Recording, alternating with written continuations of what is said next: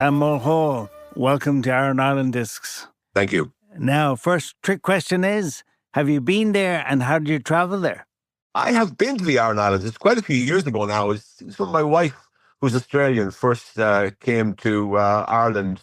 We visited the Aran Islands together and we travelled by ferry from Galway. I was quite keen that she always talked about this island off the coast of Perth in Western Australia called Rottnest Island. And right. I love going there. I've been there a number of times and it's a great place to go. So I thought I've got to sort of expose her to the equivalent of Rottnest Island, which would be the Aran Islands. So we went to the Aran Islands and we travelled by ferry from Galway and we spent the whole day there. We went out as far as Doonangus. That's a wonderful place, I believe. That's one of the great sights of Ireland is Doonangus. And we went out there and we came back. We had a few drinks in the pub, had a meal, and then travelled back that evening. Didn't stay overnight, but I must make sure that I book myself in for a night on the Aran Islands one of these days. Yeah.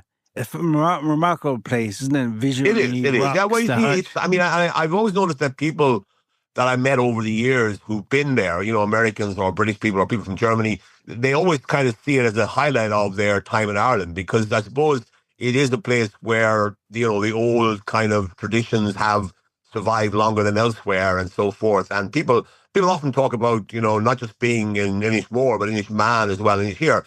So, yeah, I mean, it's a place that really does tickle the fancy of Irish people and of people who come to Ireland as visitors who really love that immersion in a kind of a world that has maybe disappeared from other parts of the globe. Yeah, very true, yeah. And how did your wife from WA think it looked? All right? Oh, I know she was very impressed with it. She loves Ireland. She's been, of course, in Ireland a long time now. And, you know, she's represented Ireland as part of our embassy team for, you know, many, many years as well. So, yeah, no, she would have fond memories of the Aran Islands. And in fact, I'd like to think I might go back there with my children and grandchildren who've never been there. They would really, I think, appreciate the Aran Islands. I must see if I can find a big house where we can spend a week maybe sometime in the future. And how was weather that day? Did it hold up? It was good. It was good. Yeah. It was good. It was summer and it was a good day. It was a fine sunny day. And I remember it was a pleasant trip out to Doonangus, which we really enjoyed. Yeah. And how did you describe yourself then? Diplomat or writer? Yeah, I suppose...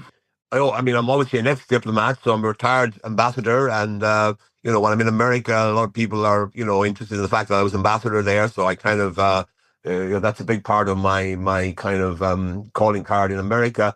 But generally, I think of myself now as an author and a commentator. I try to be as active as I can on social media and media generally in trying to put out my ideas about Ireland and the world and to see whether my experience may be relevant to people who are reading or listening to what I have to say. And that was what you wanted to do when you were studying in Waterford and Cork? No, not at all. No, it was a sort of an accident. It was a benign and a happy accident. But I remember I had no intention. I was actually headed for an academic career. I had won a PhD scholarship to go to the Australian National University in Canberra. Wow. And ironically, I ended up living in Australia for a while and ended up marrying an Australian. But that was my kind of ambition at that stage, to go to Canberra and do a PhD in international relations. And